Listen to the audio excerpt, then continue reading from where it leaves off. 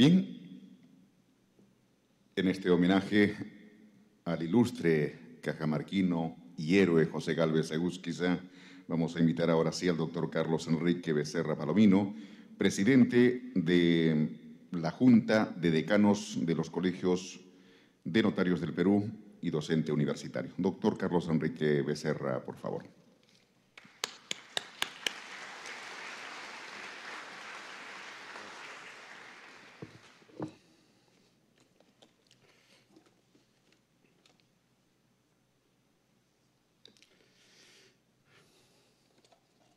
Buenas noches, señor congresista Mesías Guevara Masifuen, congresista de la República y representante por Cajamarca. Señor doctor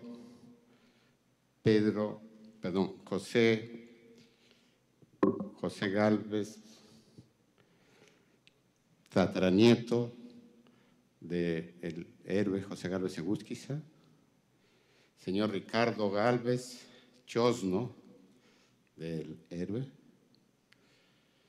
señor doctor Fidel Ramírez Prado, presidente del Club de Cajamarca, señor doctor Antonio Zapata, profesor universitario. Señoras y señores, damas y caballeros, quiero expresar mi agradecimiento al doctor Mesías Guevara,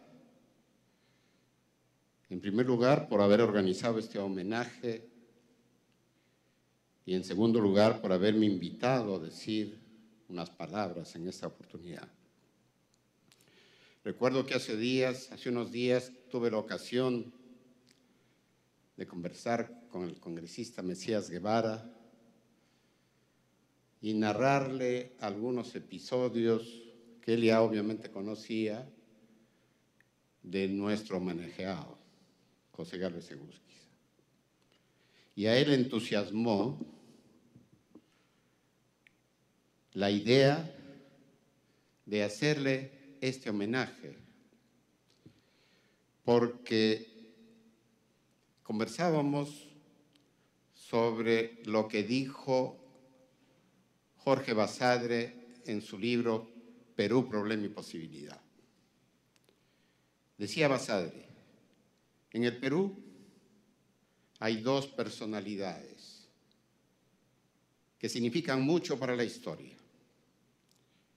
Por un lado, Miguel Grau, y por otro lado, José Gálvez. Nosotros vemos cómo a Miguel Grau, con toda justificación, se le reconoce en todas partes. Hay múltiples plazas, múltiples avenidas, múltiples lugares donde está la efigie de Grau. Incluso aquí en el Congreso de la República tiene un escaño. Él está ahí presente. Sin embargo, no sucede lo mismo con José Gálvez. A Gálvez se le ha dedicado una plaza pequeña en Cajamarca, con un busto pequeño. Incluso en ese busto aparece como coronel, cuando él decía que no había querido ser militar por no querer esclavizarse nunca ante nadie. Cuando él era un abogado, decano del Colegio de Abogados, penalista, constitucionalista, fue una personalidad cuya trascendencia desde el punto de vista político, desde el punto de vista ideológico, desde el punto de vista social, no se ha destacado suficientemente. Por lo tanto, Creo que este es el mérito del congresista Mesías Guevara, de haber puesto en el tapete aquí en el Congreso de la República la figura de uno de los hombres más ilustres del Perú. Yo decía que me parece muy bien que se rinda homenaje a Grau en todas partes, pero creo que en primer lugar los cajamarquinos tenemos la obligación moral de exigir que se le rinda igual o similar homenaje a Gálvez. A veces me pregunto, ¿qué es lo que sucede con nosotros, los peruanos? ¿Estamos acaso acostumbrados a rendir homenaje a nuestros héroes de las batallas perdidas, de los combates perdidos? ¿Por qué no rendimos homenaje a las personas como Gálvez, que significan un momento de triunfo, de patriotismo que nos lleva hacia la consolidación de la independencia? ¿Tenemos acaso nosotros como peruanos una tendencia a lamentarnos y resaltar nuestras derrotas? ¿Por qué? ¿Por qué no resaltamos suficientemente nuestro triunfo del 2 de mayo de 1866? ¿Por qué no resaltamos suficientemente la figura de Gálvez? Gálvez en realidad representa la personalidad que personifica la moralidad en el Perú. En un periódico muy antiguo decía: la moralidad hecha hombre. José Gálvez, la moralidad hecha hombre. Pero además, nosotros hablamos ahora de liberalismo, de ideas liberales, pero nosotros sabemos que hay dos grandes valores en el mundo, y estos dos grandes valores determinan la orientación política de determinados países o a nivel incluso mundial. Por un lado, la libertad y por otro lado, la justicia. La libertad y la justicia. Unos países dan prioridad a la libertad, pero en cierto modo en desmedro de la justicia, porque allí hay desigualdad. Y otros han pretendido, por lo menos, dar mayor consistencia, dar prioridad al valor justicia, pero en desmedro de la libertad. Ninguna de estas situaciones es lo que satisface a la humanidad. En este momento, lo que nosotros tenemos que resaltar básicamente es que Gálvez representa un liberalismo con justicia social, que es a lo que debemos aspirar. Es decir, saber combinar la libertad con la justicia. Y él era eso. Era un liberal, pero preconizaba la justicia social.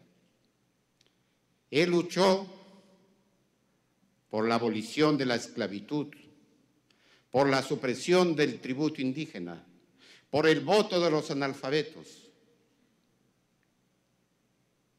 En la Revolución de 1854, que viene a suplir en realidad las deficiencias de la independencia, vemos nosotros cómo los liberales, José y Pedro Gálvez, conjuntamente con Domingo Elías, conjuntamente con Manuel Toribio Ureta, le dan la consistencia al movimiento que después le entregan a Castilla. Y así surge entonces la abolición de la esclavitud, 8 años antes de lo que hiciera Lincoln en Estados Unidos. Y así se suprime el tributo indígena. Inclusive hay un decreto que firma Castilla con Pedro Gálvez y un decreto previo que firma José Gálvez con Fermín del Castillo en Huancayo. Entonces, este liberal con ideas avanzadas en busca de la justicia social fallece en un momento quizá trágico para el Perú. Acaba de decir el doctor Zapata que la muerte de Gálvez significa el hecho en el que se trunca un primer partido liberal en el Perú. Y surge un liberalismo orientado más al aspecto económico, al cual no le interesa mucho los problemas sociales ni las desigualdades sociales. Coincido con esta apreciación. Creo que además, y como lo dijera Juan de Arona, el Perú, el país de los candidatos, ha perdido la esperanza que le quedaba, porque se dice que los liberales, después del 2 de mayo, y obviamente si Gálvez sobrevivía, pensaban lanzar su candidatura a la presidencia de la República. Pero además hay algo más. ¿Qué cosa pasaba en el combate del 2 de mayo? El Perú estaba unido con Chile, estaba unido con Bolivia, estaba unido con Ecuador. Y entonces entre los 4 países se había formado la cuádruple alianza para enfrentar a España. No había distensión, no había pugnas entre nuestros países. Todos estábamos unidos para enfrentar al enemigo común, que en este caso era España, que tenía pretensiones neocolonialistas en América. Y por lo tanto, ¿qué hubiera pasado si Gálvez sobrevivía al 2 de mayo? Probablemente se hubiera consolidado la Confederación Latinoamericana, la unidad latinoamericana. Y esto no lo digo yo, lo dice Víctor Raúl Haya de la Torre. Haya de la Torre dice, Gálvez con su visión, con su presencia, con su idea de unidad latinoamericana, habría sido pues una gran persona para que nosotros vayamos a consolidar la integración que tanto necesitamos. Nosotros como país aislado a nivel internacional probablemente significamos muy poco. Pero si nosotros nos unimos con todos los países de Latinoamérica, podemos significar mucho. No olvidemos, por ejemplo, las palabras de Antenor Orrego y su libro Pueblo Continente, tan importante para la unidad. No olvidemos que Bolívar decía, para nosotros la patria es América. Naturalmente que la integración es vital ahora, más aún ahora que hablamos de globalización.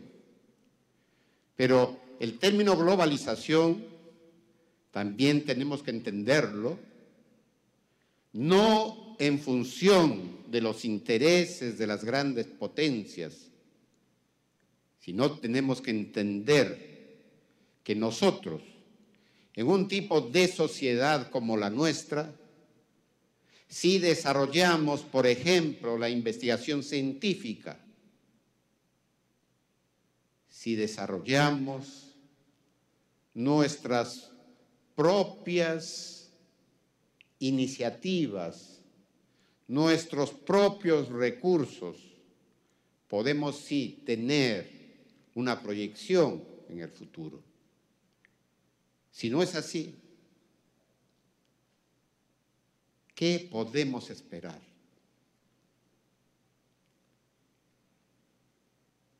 El presidente actual del Club Cajamarca, el doctor Ramírez, también es rector de una universidad actualmente. Y ahora se está discutiendo en el Congreso una nueva ley universitaria. Habrá que analizar con seriedad este tema de la ley universitaria. Pero la tesis de doctoral de José Gálvez Egusquiza, la tesis con la cual se gradúa de doctor en Derecho, se llama El fin de la ciencia, el fin del Estado. Y allí dice que las universidades tienen que tener autonomía. Miren ustedes la proyección de Gálvez como maestro universitario, porque en esa época Guadalupe y San Carlos eran, como decía Luis Alberto Sánchez, los centros vivos de docencia, eran como las universidades. Y entonces Gálvez, en su tesis doctoral, sustenta la independencia que tienen que tener las universidades, la libertad de cátedra, tan necesaria. Y en ese sentido, nosotros tenemos pues que reflexionar sobre lo que significa realmente la autonomía universitaria en el aspecto académico, en el aspecto normativo, en el aspecto económico, en el aspecto administrativo, etc. Pero la autonomía tampoco puede significar autarquía. Es decir, las universidades tienen autonomía dentro de la Constitución y dentro de la ley. ¿Y cuál es el fin del Estado y cuál es el fin del derecho para Gálvez en esta tesis universitaria de doctor? Que es una tesis pequeñita, pero de una gran profundidad. La misión, dice, del derecho ¿Cuál es la misión del derecho y cuál es la misión del Estado? Dentro de la posición marxista, el Estado y el derecho son prácticamente la misma cosa. Son dos caras de una misma moneda. Hay, naturalmente, otras posiciones. Pero lo que dice Gálvez respecto del Estado es, dice, ¿cuál es el fin del Estado? El fin del Estado es realizar, en fin, el derecho. Es realizar, en fin, el derecho. No solamente la seguridad. El Estado debe realizar, en otras palabras, la justicia. El Estado debe realizar la justicia social, concretar la justicia social. Debe estar en favor de los más necesitados. Miren ustedes la trascendencia del planteamiento de José Gálvez.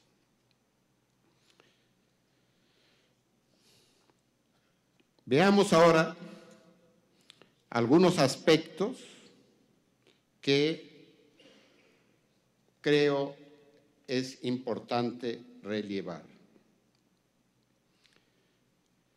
El programa educativo de Gálvez era parte de su programa político. La rivalidad entre liberales y conservadores, representados entonces por Guadalupe y San Carlos, se acentúa durante 1852 y 1853. Basadre lo describe muy bien. San Carlos encarnaba el espíritu aristocrático, o mejor dicho, aristárquico. Guadalupe, el espíritu democrático. San Carlos, la doctrina de la soberanía de la inteligencia. Guadalupe, la doctrina de la soberanía del pueblo. San Carlos, el providencialismo y el clericalismo. Guadalupe, el laicismo. San Carlos, la tendencia a la disciplina de la obediencia. Guadalupe, la reivindicación de discusión y conciencia. San Carlos sigue a Guizot y Cusá, Guadalupe a Benjamín Constant. José Gálvez, pues, era más radical que su hermano Pedro y ambos se enfrentan a su antiguo maestro Bartolomé Herrera, quien decía, refiriéndose a Guadalupe también en forma desdeñosa, allá se adjetiva y aquí se sustantiva. Alguien ha llamado a Herrera la antítesis de este hombre ilustre, refiriéndose a Gálvez. Era, como sabemos, un ilustre conservador, partidario del orden, la élite y el autoritarismo. Gálvez, al estallar la revolución de 1854, reunió a sus profesores y les dijo que él consideraba esencial su participación en la revolución. Pero habría que hacer notar la importancia que él le daba a ser profesor. Sabía perfectamente que el fenómeno educativo era integral.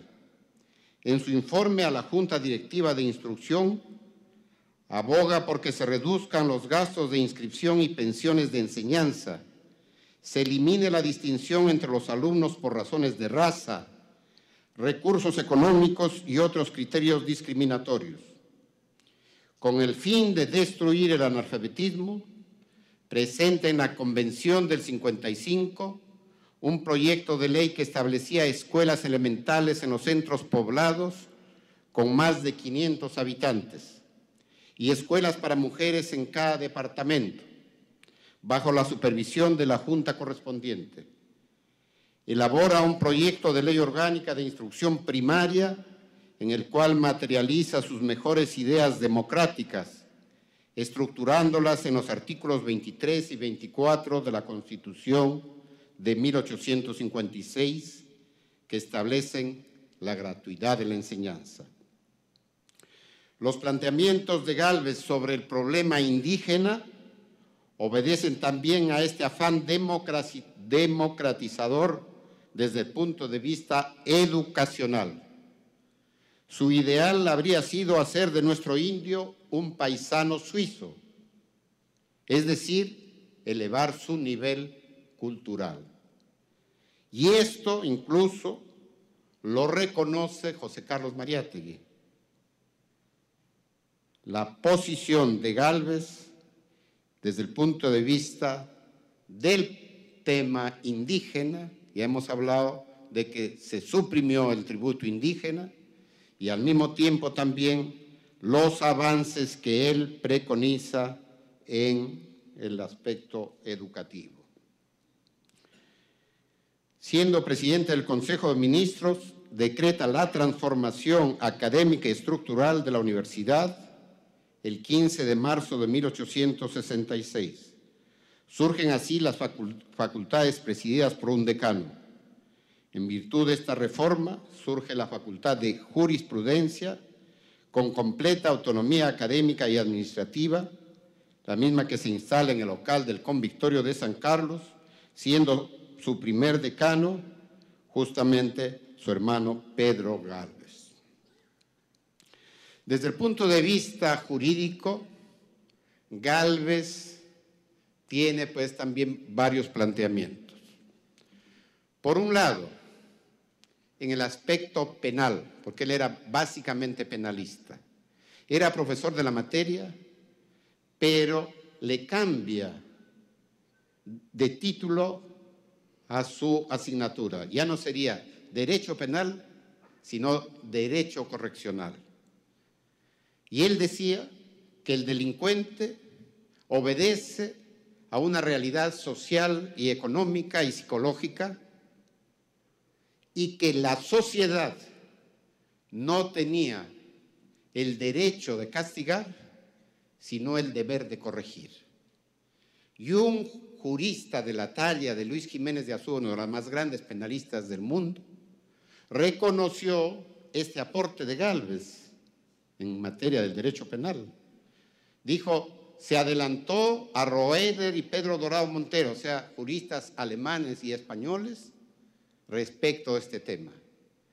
¿Y no es acaso que ahora los centros correccionales se llaman así? No son centros penitenciarios, sino centros correccionales. Y la idea es que al delincuente se le corrija, que el delincuente vaya a la cárcel, pero para corregirse, para resocializarse. Lo malo es que el hacinamiento que hay en las cárceles en el país y probablemente el descuido o la poca convicción que existe respecto a este tema, no se produce lo que él pensaba. Otro tema, por esa razón Gálvez era contrario a la pena de muerte. Incluso en la Constitución de 1856 hay un artículo según el cual se dice que la vida es inviolable y que la ley no puede imponer la pena de muerte. La vida es inviolable. La ley no puede imponer la pena de muerte por ningún motivo. Naturalmente que ese artículo de la Constitución se dejó de lado en la Constitución de 1860 y después ya ustedes conocen la historia. Pero ese artículo, tal cual está en la Constitución de 1856, podemos leerlo en la actual Constitución de Colombia, en la novísima Constitución de Colombia. El tema de la pena de muerte ya en esa época había sido zanjado. La pena de muerte se sabe que no es ejemplarizadora ni intimidatoria, que es transpersonal, que hay error judicial, etc. Y por lo tanto, científicamente, la idea de la pena de muerte está ya acabada. Querer restablecerla ahora o hablar de restablecer la pena de muerte es ir contra el sentido de la historia y probablemente por razones de orden político. La Constitución de 1856 fue la constitución más liberal del Perú, en frase de José Silva Santisteban, y como una de las más liberales del mundo, en frases de Luis Felipe Villarán. Dicha constitución estableció en forma absoluta la inconstitucionalidad de las leyes. El artículo 10 de esa constitución de 1856 decía que una ley que iba contra la Constitución era una ley nula. Y allí está el embrión de lo que se llama la jurisdicción o justicia constitucional. Allí está el embrión del Tribunal Constitucional que nosotros tenemos ahora. Imagínense ustedes la visión de José Gálvez.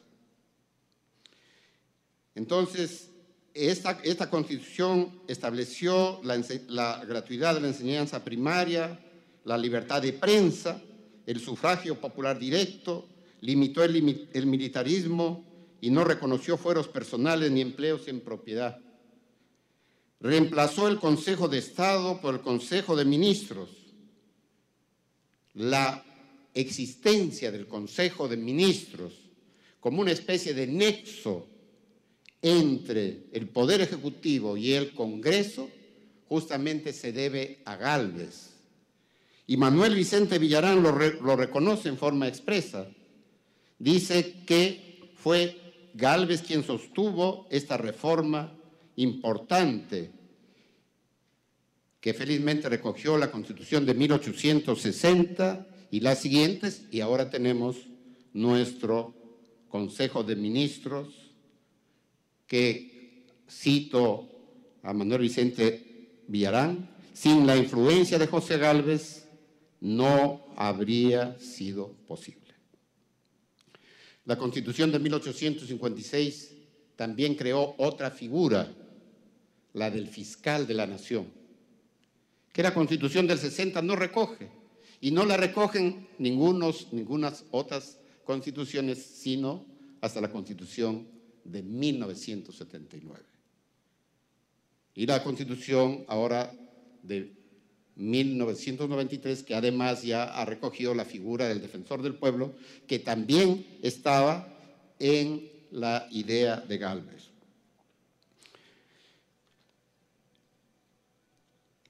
Gálvez decía que la verdadera libertad práctica nace de la obediencia a las leyes, que alejará de nuestro suelo los horrores de la anarquía. Debemos respetar, decía, el orden jurídico. Debemos respetar el orden jurídico. Todo tiene que estar dentro de la ley, nada fuera de la ley. Ya voy a terminar por razones de tiempo, pero hay algo al que me quería a una propuesta que hace Gálvez, que es el derecho de los pueblos a la insurrección o derecho de insurgencia, que en ese momento no le aceptan cuando se discute en la Convención Nacional de 55 y 57, no le aceptan. Dicen no puede ser posible. Sin embargo, el derecho de la insurgencia tendrá que ser considerado más de 100 años después en la Constitución de 1979. Vemos pues nosotros cómo Gálvez, la moralidad hecha hombre, que fue una personalidad extraordinaria,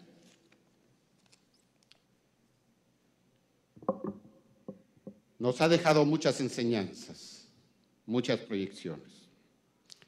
Tengo aquí la copia de una carta inédita de Ricardo Palma. Ricardo Palma fue secretario y amigo de Gálvez. Y él, el 4 de mayo de 1866, 2 días después del combate del 2 de mayo, le escribía a su amigo Gregorio Berreche, le daba cuenta, dice: despechados los gallegos de no poder apagar nuestros fuegos, empezaron a las 3 de la tarde a hacer tiros exclusivamente sobre la ciudad y los almacenes de la aduana. Tarea inútil. Nuestras casas son incombustibles. Así no ha habido un solo incendio. Sus balas no han hecho más que agujerear las casas, daño que ocasionará en ser reparado por los albañiles un gasto de 1,000 o 2,000 pesos. En cambio, hemos tenido muchas víctimas. Un descuido hizo que en una de las torres blindadas cayese de manos del sirviente una bomba de percusión, la que inflamó un depósito de pólvora e hizo volar la torre.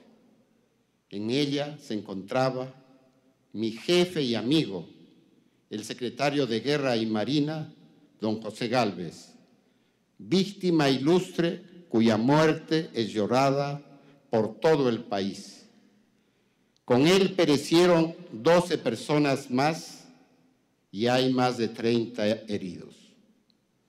Pocos minutos hacía que me había yo separado de esa torre para cumplir una orden de mi infortunado amigo. Quiere decir Palma que él fue a cumplir una orden de José Gálvez y en ese momento justo se produce la explosión. Si moría Palma, no hubiéramos tenido las tradiciones peruanas. Y al final destaco la última parte de la carta, esta carta inédita de Palma. Sin la pérdida de Gálvez, nuestra victoria sería completa. Era en mi concepto el alma de la actual orden de cosas y a él exclusivamente se debe la heroica defensa del Callao. Nosotros pues entonces, al rendir este homenaje, promovido por el congresista Mesías Guevara y en el que ha participado el doctor Ramírez como presidente del Club Departamental Cajamarca y el doctor Zapata como historiador, tenemos que concluir diciendo que al igual que José Gálvez Barrenechea, cuyo retrato está ahí, y que además primo de Raúl Porras Barrenechea, y es ascendiente del doctor Gálvez, que está aquí presente, de los dos descendientes del héroe. José Gálvez Barrenechea, en un poema muy bonito dirigido a su abuelo, decía: ser en la vida un ejemplar de vida y entonces esperar a que la muerte tenga el orgullo de vencer a un hombre. Yo creo que eso es verdad. Pero diría que más que eso, José Gálvez Egusquiza, ha seguido viviendo. Y cual Cid campeador, sigue ganando batallas. Nadie duda aquí de la importancia que tiene la moralidad. Y por eso los notarios del Perú hemos creado la máxima condecoración con la cual podemos honrar a las personas que se llama Condecoración José Gálvez Egusquiza, que le hemos otorgado en el Congreso Mundial de Notarios que se ha realizado aquí en el Perú, que le hemos otorgado a los presidentes de la Unión Internacional del Notariado y que vamos a otorgar a los peruanos que se destaquen por sus calidades morales, cívicas, de proyección política, pero de política con mayúscula. Y por eso Gálvez sigue ganando batallas, porque ahora ya nadie duda de que tenemos que estar unidos como país, de poner cualquier interés personal o partidario. Y tenemos que estar unidos como nación en búsqueda de la libertad y de la justicia social. Y tenemos que estar unidos también como países latinoamericanos, porque en este mundo que nos toca vivir, unidos podemos hacerlo todo, desunidos no podemos hacer nada. Muchísimas gracias por su atención.